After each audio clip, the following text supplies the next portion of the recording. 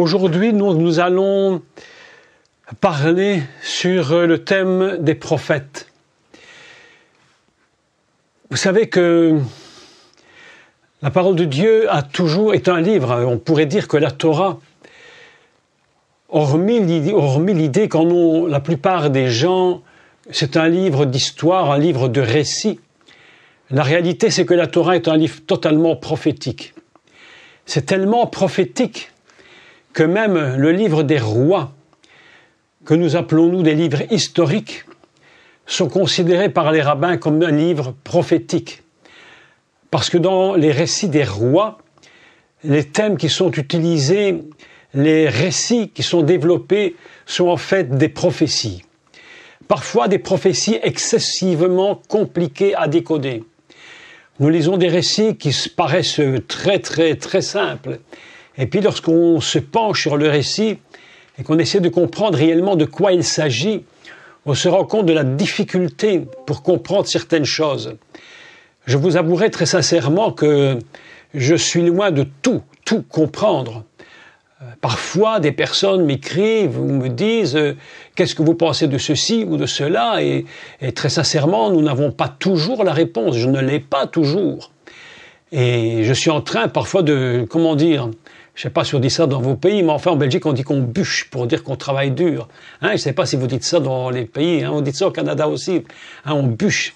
Et parfois malgré tout on n'arrive pas à percer un secret. Le texte reste fermé, il est hermétique. Donc c'est quelque chose qui est parfois très compliqué de dépasser le texte tel qu'il est écrit, le récit basique. Pas que le récit basique soit faux, bien entendu, mais il y a des secrets cachés. Et il y a un texte, je vous avoue, sur lequel je travaille depuis tant de temps, et je ne suis pas complètement arrivé à percer le secret. C'est pourquoi je n'ai pas encore aujourd'hui donné cours sur ce thème. C'est le récit d'Élisée avec le fer de la hache qui tombe dans l'eau, qui paraît tellement simple. Et en réalité, je vous assure que c'est extrêmement complexe. Et évidemment que nous, de chemin en chemin, progressivement, je pense qu'un jour, une révélation se fera et qui donnera l'éclairage sur tous les secrets de ce texte. Donc, moi, je suis quand même toujours, j'essaie quand même de toujours d'être simple et assez humble dans le domaine de la parole, parce que je sais que tout n'est pas compris en une fois. Néanmoins, nous avons besoin de prophètes. Je voudrais vous parler des prophètes aujourd'hui, mais pas n'importe quel prophète. Je ne voudrais pas vous parler spécifiquement sur la prophétie. Je ne voudrais pas expliquer particulièrement quel est le don de prophétie, si même je donne quelques idées. Le but du cours n'est pas de parler qu'est-ce qu'une prophétie. Le thème aujourd'hui sera « Où sont les prophètes ?» Où sont-ils? Dans toutes les époques, depuis, je dirais, même le commencement de l'humanité, Dieu a toujours parlé par des prophètes. Même Noach était lui-même un prophète qui dépasse souvent l'imagination. Vous savez combien de fois je l'ai dit, mais quand on pose la question très basiquement à tout enfant, à tout chrétien ou autre, lorsqu'on demande qui est Noach, donc Noé, il faut dire Noé pour eux parce que beaucoup ne comprennent pas autre chose. Quand on parle de Noach, la première chose qu'ils vont vous dire, c'est il a fait une arche et un bateau. Mais derrière tout cela, il y a des thèmes prophétiques absolument cachés qui doivent être dévoilés. Donc depuis le commencement de l'humanité jusqu'à aujourd'hui, Dieu a toujours suscité des prophètes. Mais les prophètes qu'il a suscités étaient des gens absolument particuliers. Et le don de prophétie, lorsqu'il atteint un niveau dont nous allons parler aujourd'hui, extrêmement élevé, ce sont des personnages absolument, je dirais, au-delà de la moyenne prophétique. Ces prophéties vont toucher le monde d'une telle force que même le ministère de prophète devient un ministère extrêmement dangereux, extrêmement difficile, et il met véritablement en danger les prophètes. Donc, aujourd'hui, mon but, c'est de demander mais où sont nos prophètes aujourd'hui? Mais la question paraît peut-être un peu basique, un peu simple, puisque certains me diront, mais des prophètes, il y en a dans les églises. Et je dis oui, certainement. Mais le type de prophètes dont je voudrais vous parler aujourd'hui sont d'une rareté extrême. Je ne sais pas aujourd'hui si je connais véritablement, moi personnellement, peut-être d'autres, des prophètes qui ont la capacité d'aller vers les hommes, je dirais, politiques, vers les rois, les chefs des nations, et leur parler au nom de Dieu et dire ouvertement ce que Dieu leur dit. Et nous avons des exemples dans la Bible, et c'est ce que nous allons voir aujourd'hui. Ce type de prophète est un type de prophète extrêmement rare aujourd'hui, et pourtant, combien nous en aurions besoin dans la situation dans laquelle se trouvent nos pays et le monde aujourd'hui. Des hommes capables d'aller voir les rois et les présidents et de leur dire les oracles de Dieu avec une précision, mais j'allais dire, je vais faire plaisir à mes amis suisses, mais une précision d'horloger, où on ne pourra jamais discuter sur ce qu'ils disent, parce que ce qu'ils disent, d'office s'accomplira. Et ça, c'est très très important de le comprendre. Donc nous allons aujourd'hui parler de quelques prophètes. Et pour l'introduction à ce thème prophétique, je voudrais donc prendre un des prophètes qui est un homme, évidemment, je dirais exceptionnel, qui lui-même n'était pas nécessairement, dès le départ, complètement convaincu de son appel. Et pourtant, cet homme va être un homme absolument extraordinaire. Voilà des milliers d'années que ces choses ont été écrites, et aujourd'hui, ces prophètes, on en parle encore, et on en parlera encore très longtemps. Donc j'aimerais que nous puissions commencer par placer les bases de ce qu'est un grand prophète, et non pas n'importe lequel, mais celui dont la Bible dit, Dieu lui-même dit de lui, « J'ai fait de toi un prophète des nations ». Un prophète des Goïm, pas seulement un prophète d'Israël, mais un prophète qui va travailler au niveau de toutes les nations. Et lorsqu'il prophétise, il parle au monde. Et là, nous avons un prophète absolument exceptionnel, et nous allons voir quelle est la nature de ces grands prophètes, et pourquoi nous en avons tant besoin aujourd'hui. Et je prie Dieu en disant, mais mon Dieu, mais donne-nous des prophètes. Fais lever ce genre de personnages, ce genre d'hommes, de femmes absolument imparables, contre lesquels on ne pourra jamais s'opposer. Vous savez, lorsque Dieu parle, alors vraiment, c'est là où on se rend compte comment Dieu contrôle son monde. Et tous ceux qui croient être les grands des nations, en réalité, ne sont que soumis à Dieu. Et ils ont besoin d'entendre parler de Dieu. Donc nous allons commencer une première lecture dans le prophète, évidemment, Jérémie. Donc je vous laisse prendre le prophète Jérémie, chapitre 1, évidemment. Et nous allons voir les grands principes fondamentaux. Et puis, nous allons parler de nombreux prophètes différents, à différentes époques, et comment ils ont fonctionné, et comment nous voudrions aujourd'hui encore en voir fonctionner.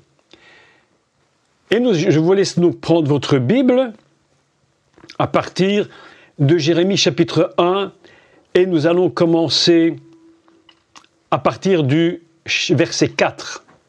Je ne rentre pas dans tous les détails de la captivité. Jérémie est en captivité, et puis il va parler. Mais écoutez donc le texte et nous le lisons. Vous êtes prêts à la lecture, ok? Vous êtes tous prêts. C'est Jérémie qui parle. La parole de l'Éternel me fut adressée en ces mots. Avant que je t'ai formé dans le ventre de ta mère ou dans le sein maternel, je te connaissais. Et avant, écoutez, c'est très important les textes, avant que tu sois sorti de son sein, je t'avais consacré et je t'avais établi prophète des nations. On appelle ça Goïm. Tu n'es pas que prophète d'Israël, mais des nations. D'accord? Alors aujourd'hui, il y a parfois des prophètes qu'on appelle des gens prophètes des nations, mais dans le cas particulier, nous allons voir que prophète des nations prend une autre dimension. Je répondis, « Ah, Seigneur éternel, Mais voici, je ne sais point parler. Il nous fait penser à Moïse. Hein, vous vous souvenez Moïse qui disait « On choisit quelqu'un d'autre que moi ».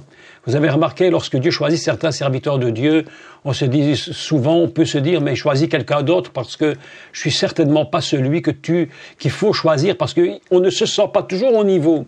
C'est pourquoi je voudrais vous dire, avant d'aller plus loin dans la lecture, vous qui m'écoutez ce soir, ne vous sous-estimez pas. Vous ne savez pas ce que Dieu a prévu pour vous et où il veut vous amener. Ah, dit-il, ah, Seigneur éternel, voici, je ne sais point parler car je suis un enfant. Et l'Éternel me dit, ne dis pas. Vous voyez qu'il y a des choses qu'on ne peut pas dire. Ne dis pas, je suis un enfant, car tu iras vers tous ceux auprès de qui je t'enverrai, et tu diras tout ce que je t'ordonnerai. Ne les crains point, car je suis avec toi pour te délivrer, dit l'Éternel des armées. Puis l'Éternel étendit sa main et toucha ma bouche. Et l'Éternel me dit, voici, je mets mes paroles dans ta bouche. Il faut peser chaque mot.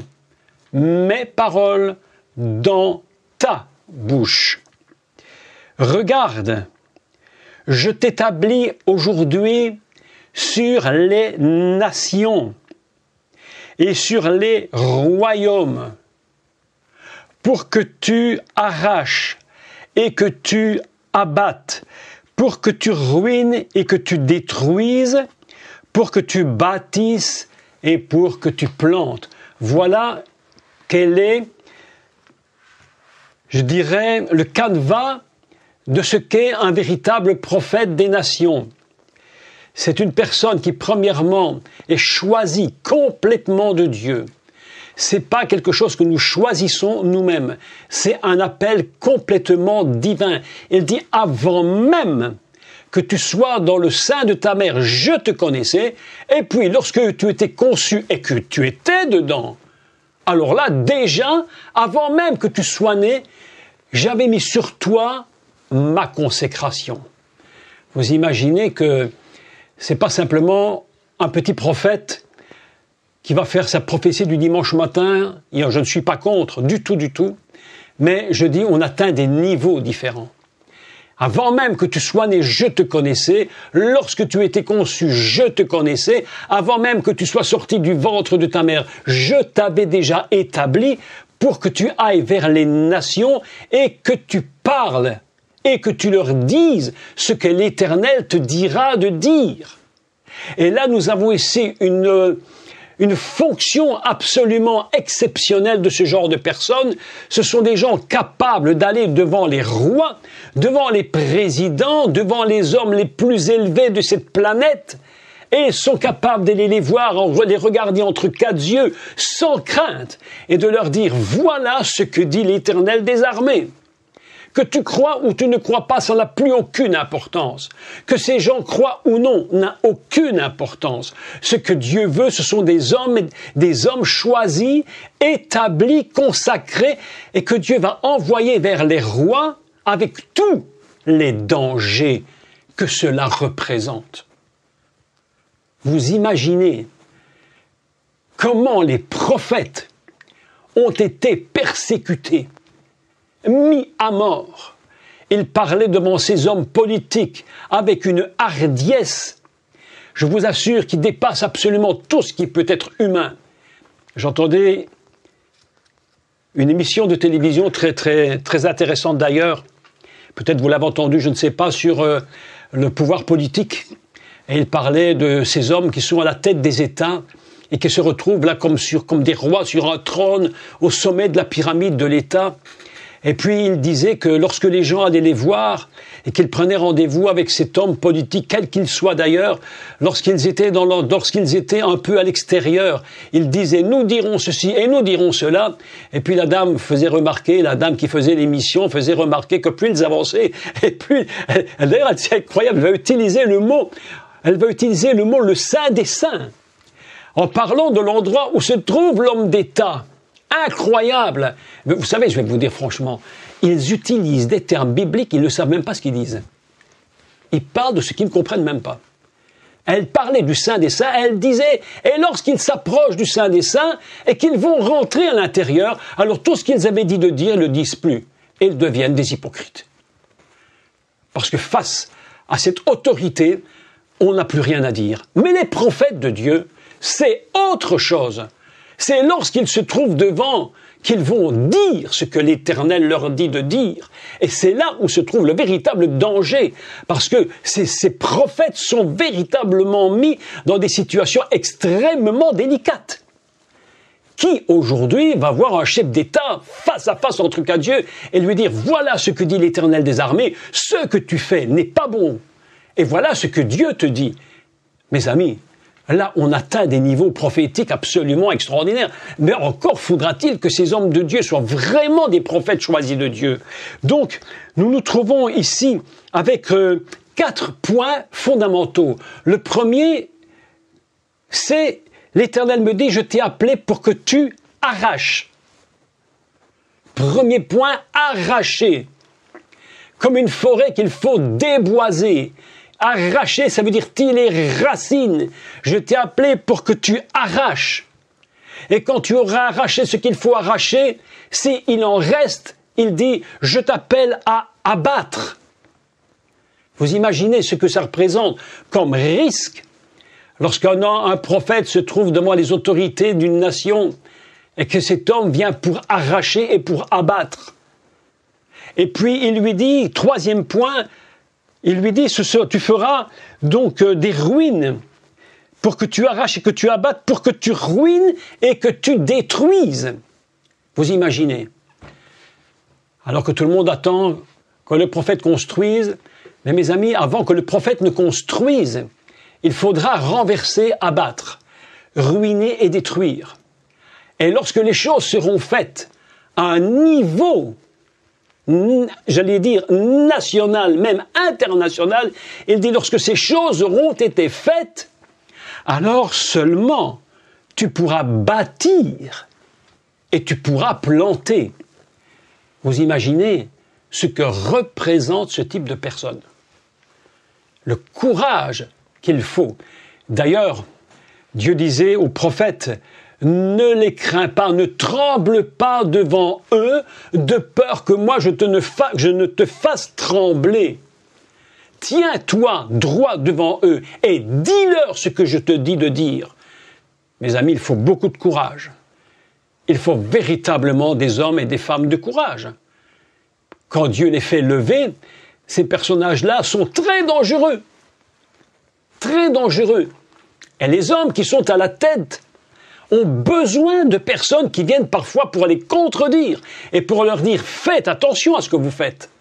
Parce que là-haut, sur son trône, le leader croit qu'il est le tout-puissant. Et lorsqu'il est le tout-puissant et que plus personne ne peut le contredire, vous savez comment ça s'appelle? Mais très simplement de la dictature. C'est ainsi qu'on tombe dans des nations complètement dirigées par des personnages qui sont des dictateurs incroyables. Ils ne supportent pas la contradiction, on ne peut rien leur dire, ils savent tout, ils connaissent tout, entre guillemets, ils se prennent pour Dieu. Et lorsque le prophète vient et qu'il va voir cette personne et qu'il lui dit ouvertement les choses que Dieu dit, imaginons, prenons un exemple extrême. Un prophète de Dieu se lève et il va voir le fameux leader Corée du Nord. Et il va lui dire ce qu'il lui pense. Voilà ce que Dieu dit de toi. Et si tu ne fais pas ce que je te dis de dire, ce que Dieu me dit de te dire, si tu ne veux pas, voilà ce qui va vous arriver, monsieur le président. Voilà ce qui va vous arriver. Ben, je vous dis, cet homme est en danger de mort. Ce prophète est en danger de mort. Je ne sais pas s'il sortira la tête sur les épaules, hein. Ils en ont tué beaucoup pour moins que ça. Mais voilà qui est un prophète. Et le monde a besoin de ces hommes et de ces femmes. Et actuellement, on les cherche. Et c'est pourquoi la prière que nous faisons, c'est « Seigneur, mais fais lever des véritables prophètes ». Ceux qui auront le courage d'aller voir ces hommes et leur dire devant, sans crainte, voilà ce qu'il va arriver. Vous savez, mes amis, pour être des hommes et des femmes de ce type, il ne faut pas craindre la mort. Si tu crains la mort, tu ne peux même pas commencer ce travail. C'est impossible. Ça dépasse ce qu'un homme normal peut faire. Ça dépasse ce qu'un conseiller politique dans l'opposition pourrait dire à un leader. Ici, nous arrivons à des niveaux extrêmement élevés où quand Dieu parle, le prophète est quelqu'un qui est vraiment en danger. Je t'ai appelé pour que tu abattes, pour que tu arraches, pour que tu ruines, pour que tu détruises tout ce qui doit être détruit. Sinon, il sera impossible que tu puisses bâtir et planter.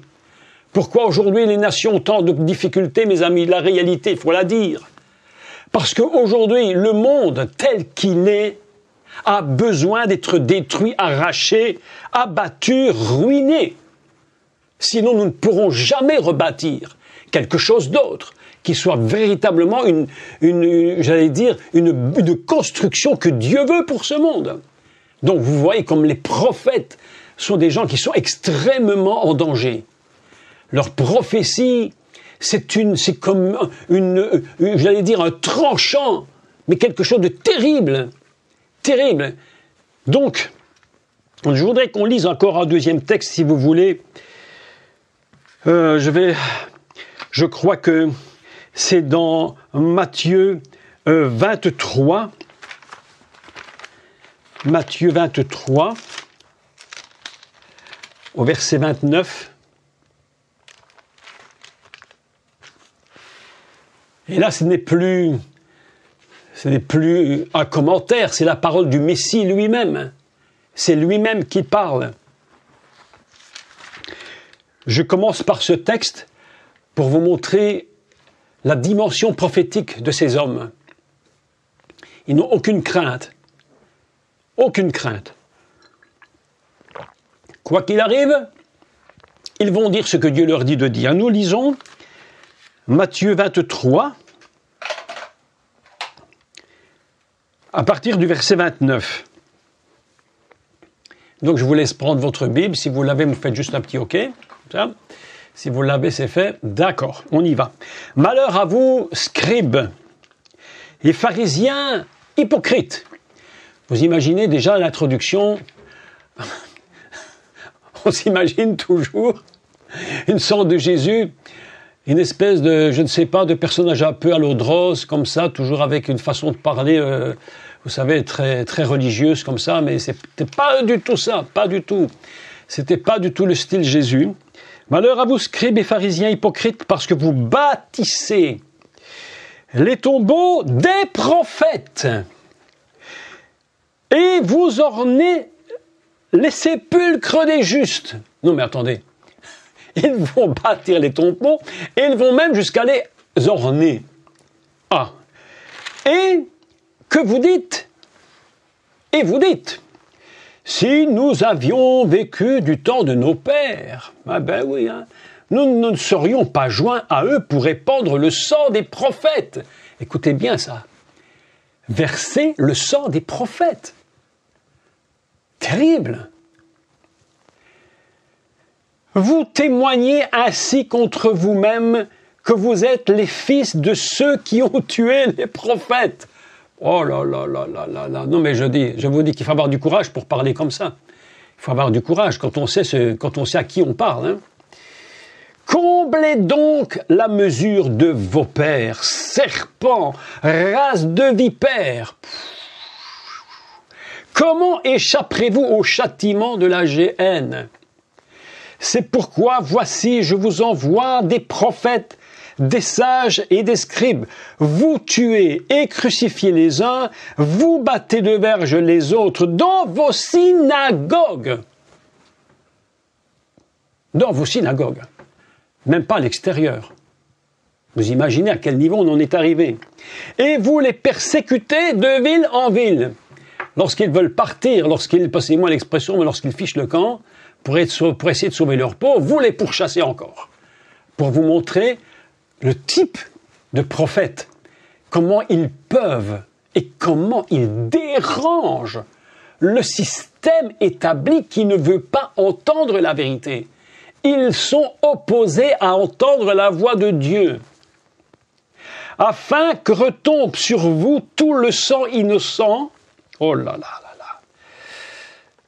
Non, et je relis cette phrase parce que c'est vraiment trop fort. Afin que retombe sur vous tout, pas un petit peu, tout, le sang, donc innocent, répandu sur la terre depuis le sang d'Abel, le juste, qui était lui-même un type prophétique, jusqu'au sang de Zacharie, fils de Barachi, que vous avez tué entre le temple et l'autel, mes amis. Ils ont exécuté cet homme entre l'autel et le temple. Vous imaginez à quel niveau ils en sont arrivés. Je vous le dis en vérité, tout cela retombera sur cette génération. Dur comme texte, hein? Franchement, dur, hein? Jérusalem, Jérusalem, ô toi qui tues les prophètes et qui lapides ceux qui te sont envoyés. J'arrête là. Vous imaginez un tel texte? Pourquoi introduire un tel sujet avec ces deux textes, Jérémie et puis Matthieu? Pour vous montrer que les ministères prophétiques de ce type atteignent un tel niveau qu'ils deviennent véritablement dérangeants pour les leaders. Qu'ils soient religieux ou qu'ils soient simplement des leaders politiques, tout simplement. Chaque prophète qui ira là où Dieu l'envoie devant les hommes d'État et qui aura le courage de dire la vérité sera une personne qui sera véritablement mise en danger. Et si ils ne sont pas prêts à subir les foudres de ces gens, mes amis, ils ne pourront jamais aller dans ce ministère. Ça demande des hommes et des femmes, s'il y a des femmes que Dieu appelle à ce niveau, ça demande des hommes et des femmes qui n'ont plus rien pour eux-mêmes. Ils n'ont plus rien pour eux-mêmes, ils ne comptent plus pour eux-mêmes. Leur vie propre n'a plus rien du tout à voir. Ce qui compte pour eux, dans un appel prophétique de tel niveau, c'est ce que Dieu dit et rien d'autre que ce que Dieu dit. Quoi qu'il m'arrive, je n'arrêterai pas de faire ce que Dieu dit. Mes amis, c'est très, très, très, très compliqué. C'est extrêmement difficile de ne plus avoir, j'allais dire, porter d'intérêt à notre propre vie. Ces gens sont prêts à mourir pour Dieu. Nous parlons ici d'un type de prophète qui s'élève à une dimension absolument gigantesque. Gigantesque.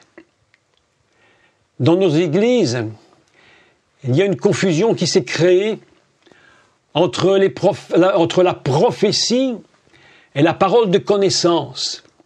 C'est deux dons qui sont vraiment, je dirais, qui se touchent vraiment, qui se collent l'un à l'autre. Mais aujourd'hui, dans nos églises, il y a surtout beaucoup. Et je vais prendre le meilleur des cas. Je prends le meilleur des cas, d'accord? Je vais pas parler sur les échecs, sur les ratages et tout. Non. Prenons le meilleur des cas où tout serait parfaitement dit. Il n'y aurait jamais d'erreur. Hein, on part du meilleur. On va faire comme aux Jeux Olympiques. Hein, on met 10 sur 10 à tout et après on retire à demi-point à la fois quand ça ne va pas. Donc on part au niveau le plus haut. Et puis, on évalue. Donc, supposons que tout le monde est au top niveau, mais c'est la plupart du temps des paroles de connaissance. Mais la prophétie elle-même, c'est une autre dimension dont on n'en trouve que très rarement, véritablement peu. Donc, Dieu dit à Jérémie, ne les crains pas. Ne les crains pas. N'aie pas peur d'eux. La première qualité d'un prophète de ce type de hauteur et de niveau, c'est de ne pas craindre. N'ayez pas peur d'eux. Je vous envoie, mais surtout, ne tremblez pas devant eux, sinon, moi l'Éternel, je vous ferai trembler. Donc voilà, en introduction, ce que je voulais dire concernant le caractère d'un prophète de ce type. Un homme, une personne que Dieu va envoyer devant des leaders qui peuvent être, le cas échéant, et le plus souvent, des personnes assez violentes et qui ne supportent pas du tout la contradiction. Ils ne peuvent pas écouter la vérité quand on leur dit « ce que vous faites n'est pas bon ». Voilà ce que Dieu dit, mes amis. Et nous allons prendre maintenant des exemples dans la Bible. J'en ai choisi toute une série. Et je voudrais vous parler de la capacité pour ces hommes, soit de refuser d'écouter la parole de Dieu, soit de l'accepter. Mais de toute évidence, toute personne assise sur le trône, sur une position élevée, doit pouvoir accepter la contradiction. Si on ne peut pas l'accepter, je vous le dis clairement, ces personnages deviennent des dictateurs. Et tout le monde tremble devant eux. Le premier personnage dont j'aimerais vous parler, c'est le prophète Samuel. Le prophète Samuel était un homme qui n'avait aucune crainte. Il pouvait aller voir le roi Saül. Il pouvait lui dire ce qu'il avait à lui dire. Et que ça plaise ou non au roi, il avait le courage de se tenir devant lui et de lui dire « Voici ce que dit l'Éternel des armées. Si tu ne fais pas ce que Dieu te dit, voilà la sentence qui va tomber sur toi. » Évidemment que Saül était un homme qui, à un moment donné, dans son ministère de roi, n'écoutait même plus la voix des prophètes. Lui-même a fait mourir un tas de prophètes. Est-ce que vous savez qu'en Israël, aujourd'hui, à l'heure où je vous parle, il y a des Juifs qui sont beaucoup plus attachés à la royauté de Saül qu'à la royauté de David. Et pourtant, David était un homme qui savait écouter la réprimande. Et celui qui sait écouter la réprimande est un homme qui s'élève. Celui qui refuse d'écouter la réprimande divine, c'est quelqu'un qui est voué à disparaître. Ils ne seront qu'une étoile filante. Ils passeront et ils disparaîtront.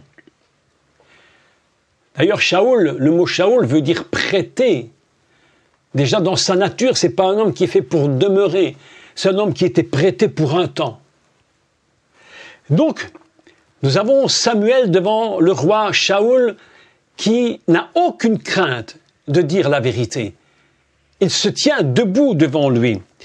Je voudrais prendre quelques exemples. Prenons un second exemple et nous allons lire un texte ensemble dans le livre des Rois, premier livre des Rois, chapitre 18 et au verset 17.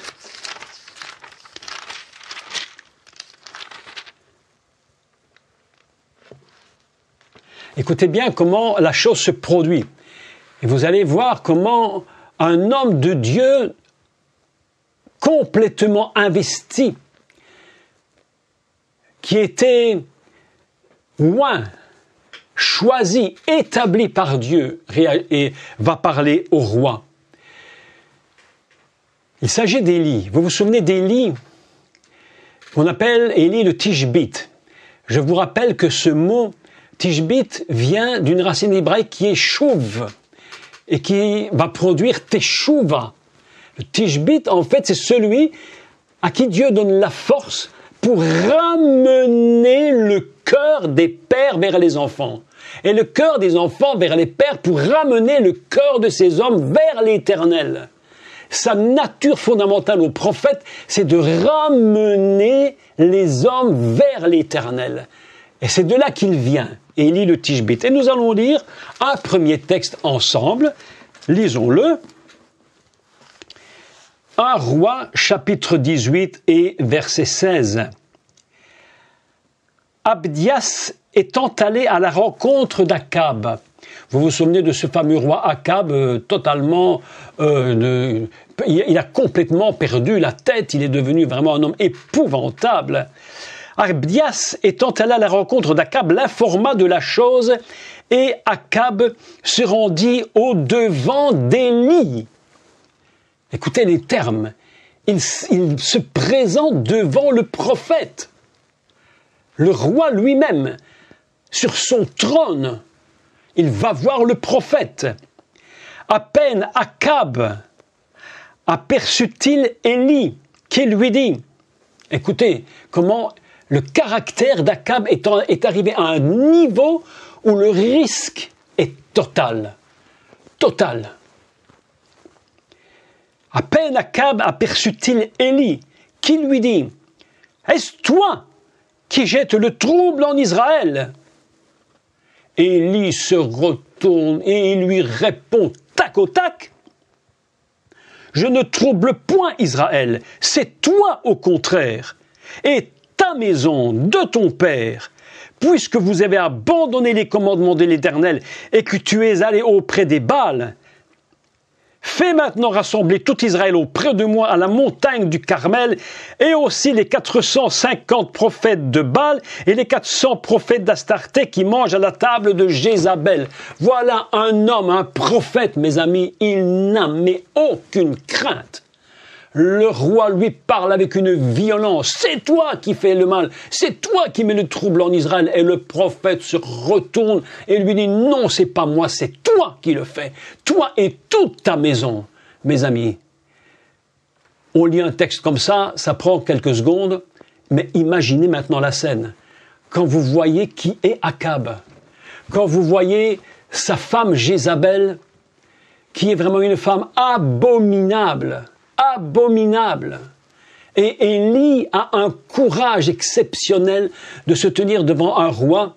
Imaginez si le fameux dictateur coréen venait vous dire « C'est toi qui mets le trouble dans le pays » et tu lui dis en pleine figure « Non, ce n'est pas moi, c'est toi. Toi, Kim, avec toute ta famille. Voilà ce que tu fais. Et voilà la sentence qui va tomber sur toi. » Mes amis, je vous dis, là, vraiment, le danger est total. Là, si tu n'es pas appelé de Dieu, si tu n'as pas décidé de ne mettre que Dieu en premier, et si tu fais cas de ta propre existence, tu ne peux même pas imaginer faire cette chose. Parce que tu as 99 chances que tu vas y perdre la vie. Ah, je vous dis la vérité. Donc vous imaginez bien qu'il y a des niveaux prophétiques. Il y a des ministères de prophètes à une dimension mais absolument extraordinaire. Une dimension fantastique. Et c'est ce genre de personnes que nous devons dire « Oh Dieu, fais lever des prophètes, fais lever des hommes comme ceux-là, qui n'ont pas peur de perdre leur vie pour dire la vérité. » Le monde, mes amis, l'autre jour, je réfléchissais, je me disais, j'écoutais quelques journalistes qui parlaient, et je me disais, mais ils s'imaginent qu'on est au pays des bisounours. Mais c'est fini ça, mes amis. Le pays des bisounours, mais c'est fini tout ça. On est passé à un autre monde. Aujourd'hui, tu ne viens plus caresser ce genre de personnage, quel qu'il soit d'ailleurs. Ça demande des hommes avec une détermination, un appel mais irréversible. Des gens qui ne comptent plus sur rien que de donner les oracles de Dieu à ces personnages qui se prennent eux-mêmes pour Dieu et qui se tiennent sur des trônes élevés. Mes amis, c'est ça la vérité. Rappelez-vous de Daniel, en train de parler au roi, de résister à l'autorité. Ces gens capables de donner les oracles de Dieu.